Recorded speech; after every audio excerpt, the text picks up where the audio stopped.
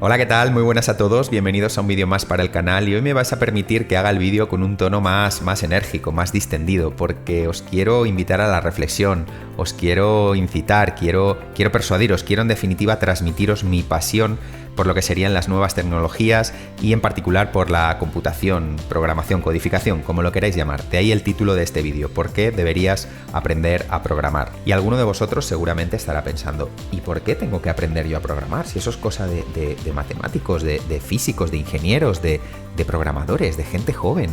Yo ya no estoy para eso, yo estoy mayor. Además, si yo no soy de ciencias, error, amigo, error. La programación es el vehículo, es la vía para desarrollar el pensamiento, quedaros muy bien con este concepto, pensamiento computacional. Pero no hay ningún problema, tranquilos. Primera lección, estructura de control condicional múltiple o estructura de selección múltiple, ¿de acuerdo? Os voy a dar tres opciones. ¿Queréis aprender a programar? Opción 1. Para aquellos que ya estéis convencidos de los beneficios de la programación, no necesitáis ver este vídeo. Directamente os dejo el enlace a mi curso de programación de introducción a los conceptos, a los fundamentos de programación en lenguaje Python. Lo acabo de hacer público, casi 10 horas de 0 a nivel intermedio a lo largo de 35 vídeos. Segunda opción.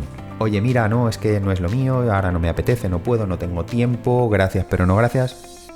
Sin problemas, gracias por tu tiempo. Que sepas que si te lo replanteas, te arrepientes, siempre puedes volver a este vídeo y por supuesto al curso, que siempre van a estar ahí. Y luego estaría la tercera opción, aquellos que estáis en el grupo de oye, no sé de qué va esto o tengo muy pocos conocimientos, pero tengo curiosidad. Perfecto, una de las habilidades fundamentales para desarrollar el pensamiento computacional. Así que amigo mío, este es tu vídeo. Si me concedes los próximos minutos, lo desarrollamos. Intro y comenzamos.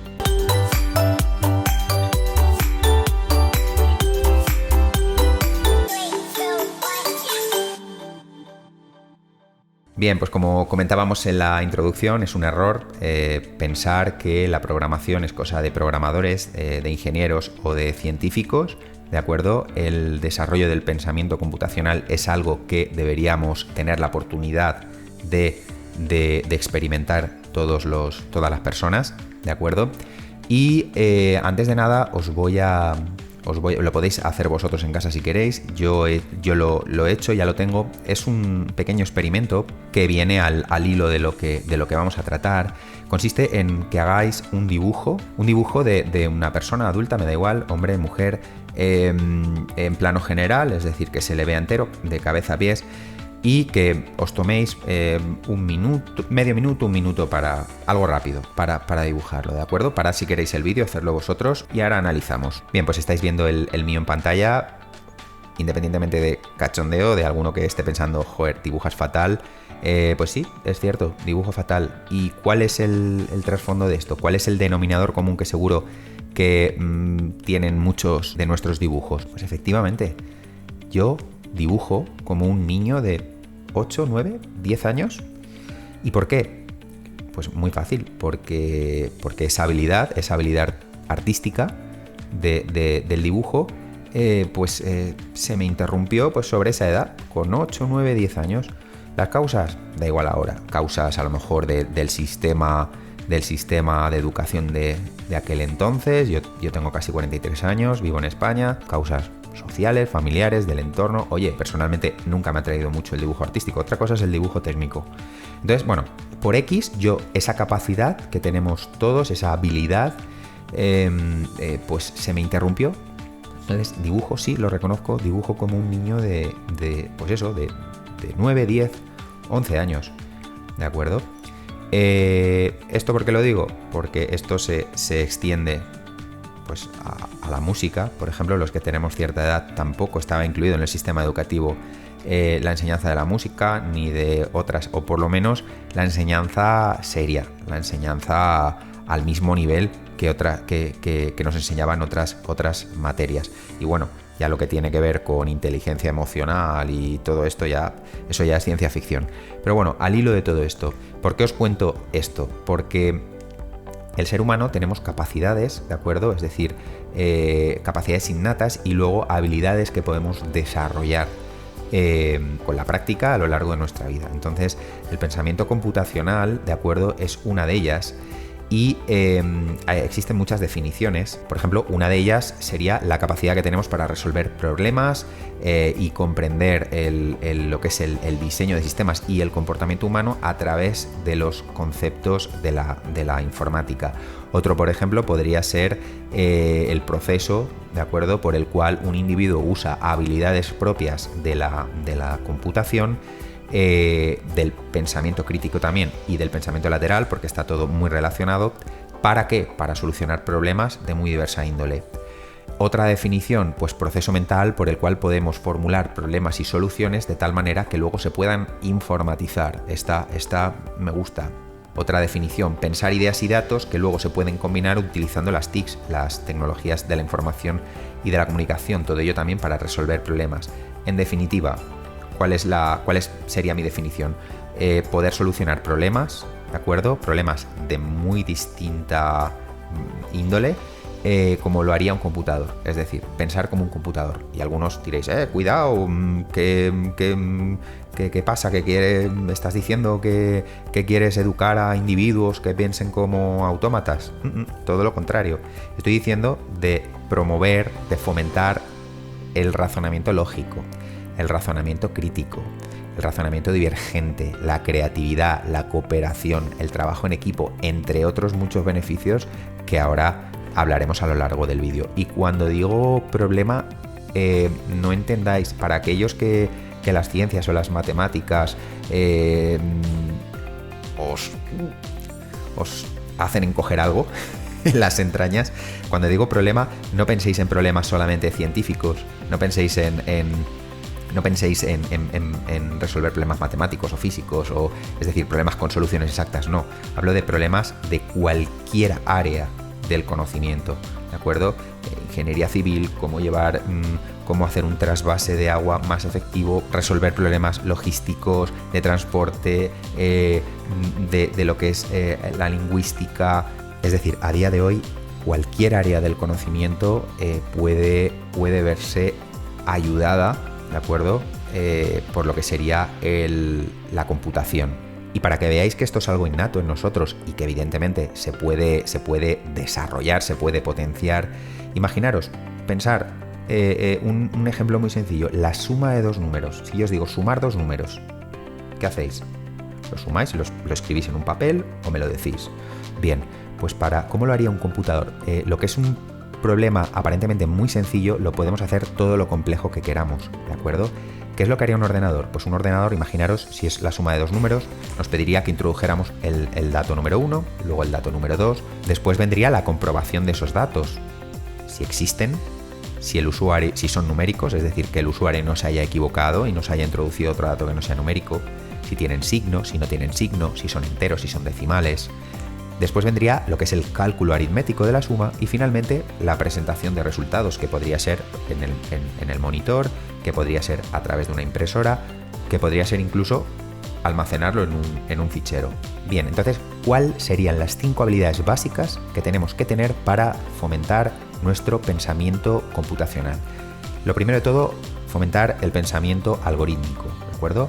El pensamiento algorítmico consiste en tener la capacidad de crear y usar un algoritmo, ¿de acuerdo?, para obtener una solución predecible y confiable. Y algunos diréis, ¿qué es un algoritmo? Pues un algoritmo es un conjunto de pasos, de reglas, de instrucciones a seguir que están muy bien definidas, no son para nada ambiguas, que son finitas y que se tienen que ejecutar, que seguir al pie de la letra en un determinado orden, ¿de acuerdo? Entonces, partiendo de unos datos de entrada y de los cálculos que va a realizar ese algoritmo, vamos a poder obtener unos resultados. Ya está otra vez con las matemáticas. Que no, que os quitéis los prejuicios. Que la algorítmica no tiene que ver nada. Es cierto, hay muchos algoritmos matemáticos y físicos y químicos y de todas las áreas de la ciencia, pero que la algoritmia no tiene por qué tener relación, ya os digo, con las matemáticas. Os lo demuestro. Vamos a ver, por ejemplo, una receta de cocina, ¿de acuerdo? Aquí os la muestro en pantalla. ¿Cómo hacer pan de ajo? Volvemos a repetir la definición de algoritmo. Venga, vamos a repetirla mientras vemos la receta. Tenemos unos datos de entrada, hemos dicho, unos ingredientes, ¿de acuerdo? Queremos obtener un dato de salida, en este caso queremos resolver un problema, que es cómo hacer pan de ajo. Y ahora tenemos, como habíamos dicho, un conjunto de reglas, de instrucciones muy claras y concisas, finita. En este caso tenemos 4, ¿no? 4 instrucciones y que hay que seguir al pie de la letra y en un orden concreto.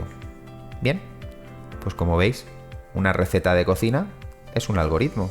Segunda habilidad que tenemos que desarrollar, la descomposición. ¿De acuerdo? ¿Qué es la descomposición? Pues la descomposición consiste en abordar un problema más o menos con cierta complejidad y dividirlo en subproblemas. Es decir, la clásica técnica de divide y vencerás. ¿Y por qué? Porque está demostrado que problemas que inicialmente parecen mucho más complejos, cuando los dividimos, cuando los descomponemos, resulta menos abrumador, nos resulta más factible, facilita la comprensión y el ir resolviendo esos pequeños problemas poco a poco hará que en cuanto nos demos cuenta hayamos resuelto el problema entero. Bien, pongamos un ejemplo, ya que estamos con el tema culinario. ¿Os imagináis que en lugar de hacer una receta de pan de ajo, por ejemplo, para nosotros, os imagináis que tuviéramos que preparar varios platos? ¿Y os imagináis que tuviéramos que preparar varios platos para 200 comensales, por ejemplo? Nos montamos un restaurante. Entonces, ¿no sería lógico descomponer las tareas, incluso dividir las tareas entre un equipo de varias personas? Unos se encargarían de hacer los entrantes, otros los primeros platos, otros los segundos, otros de la logística, otros a lo mejor de mantener el orden y la limpieza de la cocina. ¿Entendéis? Tenemos que resolver un problema de cierta complejidad, que es dar de comer a 200 personas. No queda otra, divide y vencerás. Hay que descomponer y repartirse las tareas. Tercera habilidad, la abstracción. La abstracción consiste en eliminar aquella información que es irrelevante.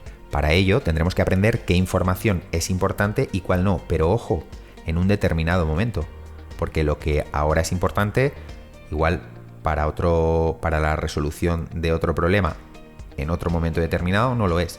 Imaginaros, tenemos un problema, queremos identificar unívocamente a un individuo. Venga, ¿qué datos tomaríais? Algunos diríais, la dirección.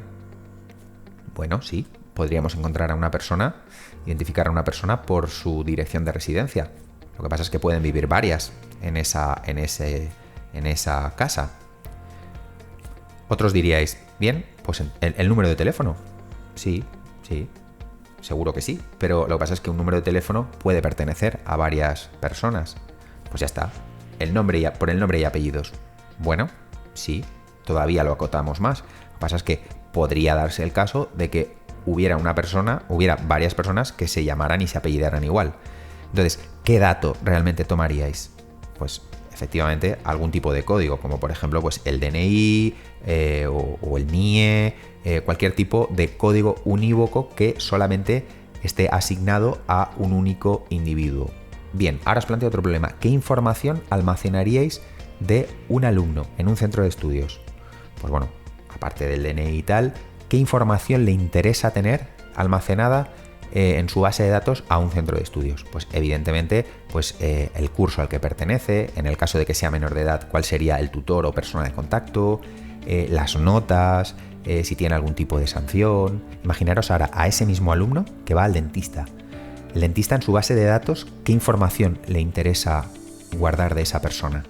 Pues a lo mejor patologías que haya tenido, intervenciones que se le hayan hecho, alergias a medicamentos que pueda tener. Es decir, en la base de datos al dentista le importa muy poco si esa persona saca unas notas o saca otras. Si esa persona pertenece a un curso o pertenece a otro. Es más, imaginaros, esa misma persona, por ejemplo, para una tienda de moda. Por ejemplo, a lo mejor a la tienda de moda le interesa saber los gustos de esa persona. A lo mejor le interesa saber su talla, el color de su pelo, el color de sus ojos, ¿de acuerdo?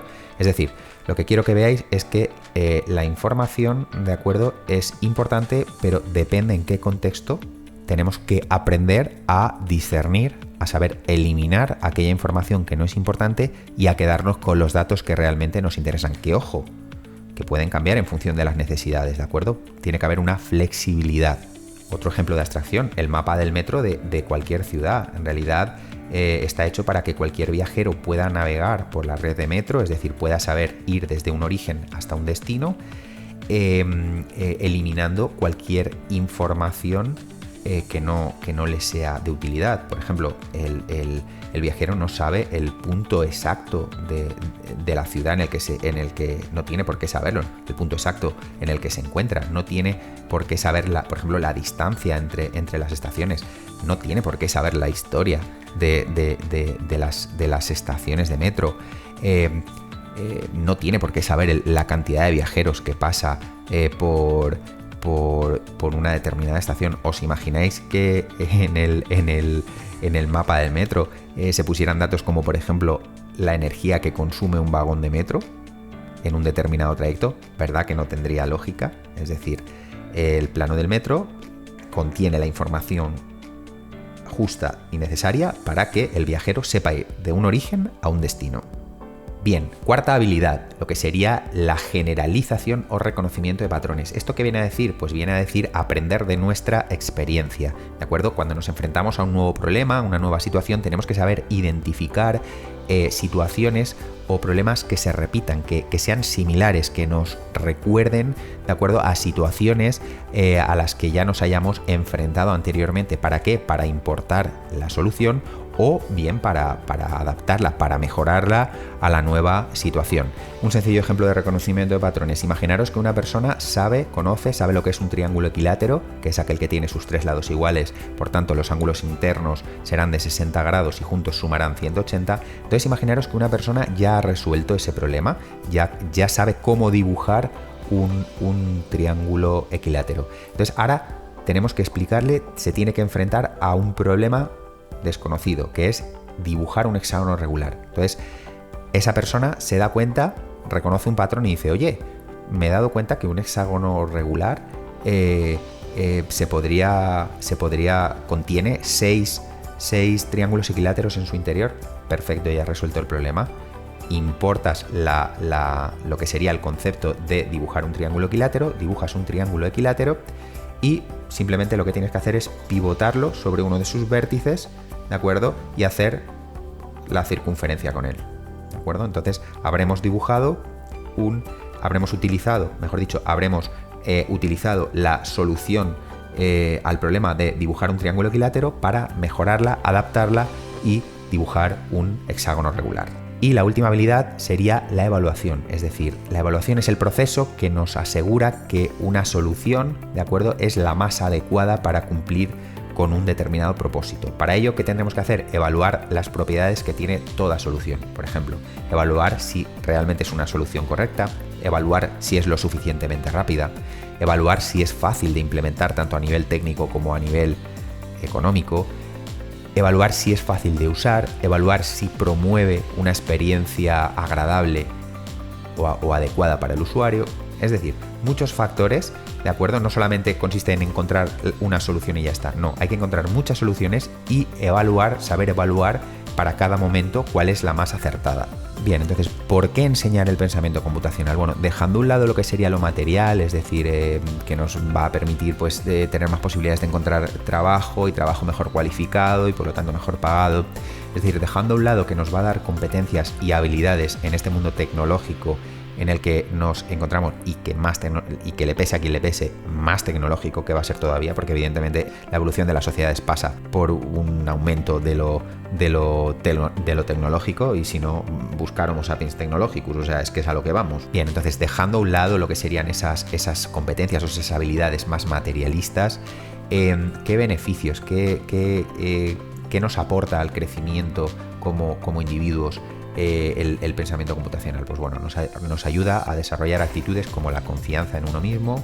¿Por qué? Porque evidentemente es necesaria para poder abordar y solucionar problemas de cierta ambigüedad. Nos ayuda a desarrollar la tenacidad para poder persistir en el desafío. Nos ayuda a tener una comunicación, y ojo, una comunicación más eficaz, ¿de acuerdo? Sin ella sería imposible colaborar o trabajar en equipo. y nos mantiene despierta la curiosidad. La curiosidad, daros cuenta que es imprescindible para que el interés y la ilusión por un proyecto no decaigan. Y luego nos ayuda a mejorar habilidades o aptitudes cognitivas como por que ya tenemos innatas, como nuestra atención, la gestión de nuestra memoria, la memoria visual, el razonamiento, la motivación y la fijación de metas, la asociación, la flexibilidad cognitiva, es decir, la capacidad para adaptar la solución dependiendo de la situación. Nos mejora la percepción, la capacidad lingüística, la creatividad, la previsión y la planificación, la innovación y un concepto muy importante, el pensamiento divergente. Pensamiento divergente es saber ver un problema desde distintas perspectivas, aportando o dando muchas soluciones y sabiendo aplicar, sabiendo elegir la mejor solución adaptada para una determinada situación. Evidentemente, la enseñanza del pensamiento computacional, pues desde edades tempranas, maximizará todos estos beneficios de los que hemos hablado. Pero ya os digo, esto no tiene edad. Cualquier persona, de igual manera que no hay edad para aprender un idioma, ¿de acuerdo? De igual manera que aprender un idioma, en definitiva, es aprender una cultura, y todos tenemos esa capacidad, desde que nacemos hasta que nos vamos. Esto es lo mismo, ¿de acuerdo? El pensamiento computacional no tiene edad. Y para la gente que sigáis pensando de que, oye, pero un niño es un niño y no tendría que estar horas y horas detrás de una pantalla. Efectivamente, un niño es un niño y un niño tiene que estudiar, tiene que jugar, tiene que socializar, tiene que hacer deporte, tiene que pasar tiempo con la familia. Pero en todos los ejemplos que he puesto, os habréis dado cuenta que para enseñar computación, para desarrollar el pensamiento computacional, no es necesario ni siquiera tener un computador o cualquier tipo de dispositivo móvil. Es decir, podemos irnos a dar un paseo por la naturaleza y desarrollamos el pensamiento computacional. Es más, os invito a que lo busquéis en Google. Los egipcios, los sumerios, los babilonios, 2500 años antes de Cristo, ya manejaban los algoritmos. Se han encontrado tablillas con algoritmos datados en aquella época, ¿de acuerdo? Donde ya escribían sus instrucciones, sus pasos a seguir para tener una buena producción en las cosechas. O por ejemplo, buscar información sobre el padre del álgebra, un matemático persa del siglo creo que del siglo X o del siglo XI, Al-Juarizmi, ¿de acuerdo? Uno de los primeros matemáticos en desarrollar un algoritmo matemático. Por eso estamos hablando de hace miles de años, cuando ni siquiera existía ni la informática, ni los computadores, ni la electrónica, ni nada que se le pareciera, y eso ya estaba, la algoritmia ya estaba presente en la sociedad. Entonces, como os digo, se puede enseñar computación a un niño sin ni siquiera estar frente a un computador. Enseñarles a clasificar juguetes, siguiendo algún criterio, por color, por tamaño, por textura. Los seres humanos en realidad somos seres sociales y por tanto somos seres de ritos, somos seres de costumbres, somos seres rutinarios. Por cierto, en programación una rutina es un conjunto de instrucciones. Me decís, por ejemplo, vuestra rutina, pensar en vuestra rutina diaria. Os levantáis, desayunáis, os ducháis, bajáis al perro, lleváis al niño al colegio, os vais al trabajo, trabajáis.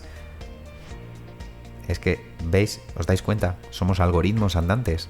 Entonces, ya que está en nuestra naturaleza, ¿no sería bueno aprender herramientas, mecanismos para conseguir ser más eficaces y eficientes en todo lo que hacemos? En nuestro trabajo, en nuestra vida personal, en nuestras relaciones sociales. Otro ejemplo, hornear unas simples galletas puede enseñar a un niño a utilizar las estructuras condicionales. Imaginaros, si el horno alcanza 180 grados, entonces colocamos la bandeja con las galletas.